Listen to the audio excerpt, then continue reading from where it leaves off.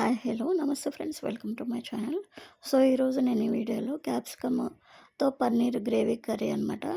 చాలా బాగుంటుంది అబ్బా, మీరు కూడా ఒకసారి ట్రై చేయండి.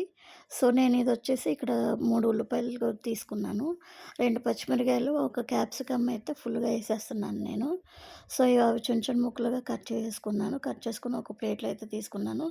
ఇదిగోండి క్యాప్సికమ్ ముక్కలు ఇలా కొంచెం పెద్ద సైజులు తీసుకున్నాను, పచ్చిమిరకాయలు చిన్న చిన్న ముక్కలు తీసుకున్నాను. సో ఇదైతే తీసేసానమ్మా. ఇక్కడ పన్నీర్ వచ్చేసి నేను హెరిటేజ్ వాళ్ళది తీసుకున్నాను. ఇంత ముక్కలుగా అయితే కట్ చేసుకొని పక్కన పెట్టేసుకున్నాను. సో స్టవ్ వెలిగించేసానమ్మా. స్టవ్ మీద పాన్ పెట్టేశాను. ఆయిల్ సరిపడా వేసాను, కొంచెం ఆయిల్ వేసాను. సో ఆయిల్ కొంచెం వేడెక్కాక దానికి కొంచెం పసుపు వేస్తున్నాను, ఎందుకంటే పన్నీరు వేపుకోవాలి కదా, ఇంకా అందుకని నేను డైరెక్ట్గా కొంచెం పసుపు వేసి ఇలాగ వేపేస్తున్నాను. కొంచెం లైట్గా సాల్ట్ వేస్తున్నాను. కొంచెం ఒక 2 సెకండ్స్ ఆగిన తర్వాత ఇలాగ కొంచెం కలర్ వచ్చిన తర్వాత తీసేస్తున్నాను. అదే పాన్లో కొంచెం ఆయిల్ అయితే వేసేసుకున్నానబ్బా నేను. వేసుకొని అది కట్ అయిపోయింది.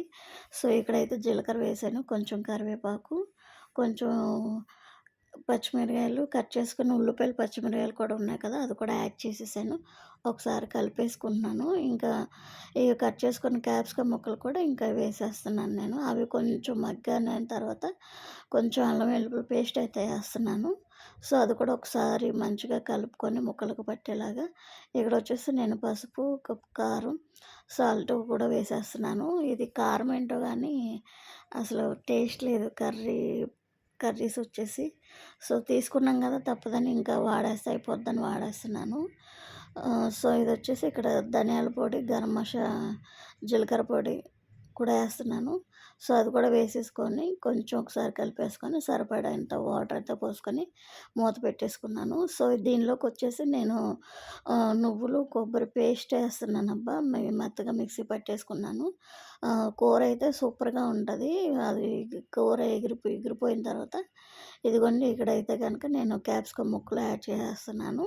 కొంచెం నాకు ఇంకా వాటర్ ఉన్నాయి అనిపించింది, అందుకని కొంచెం ఎగరబెడుతున్నాను నేను. దీనిలో వచ్చేసి లాస్ట్గా గరం మసాలా పౌడర్ అయితే వేసాను. ఈసారి అయితే కొత్తిమీర ఉందబ్బా, నేను కొంచెం దండిగానే వేసాను కొత్తిమీర. ఇదిగోండి ఇది వచ్చేసి అన్నంలోకి, చపాతీల్లోకి కూడా చాలా బాగుంటుంది. నేను రెండిట్లకి ఉపయోగపడుద్దని ఇంకా నేను చేసేసాను ఇలాగా. ఇదిగోండి చపాతీలు కూడా రెడీ చేసేసాను. సో ఇప్పుడు వచ్చేసి నేను అన్నంలో ఎలా ఉంటుంది, చపాతీలో ఎలా ఉంటుందని కూడా నేను తింటున్నాను. అయితే రెండిట్లు కూడా బాగా సూటబుల్ అవుతుంది. ఒకసారి డెఫినెట్గా ట్రై చేయండి. ప్లీజ్ సబ్స్క్రైబ్ చేయండి guys. Thank you for watching. By.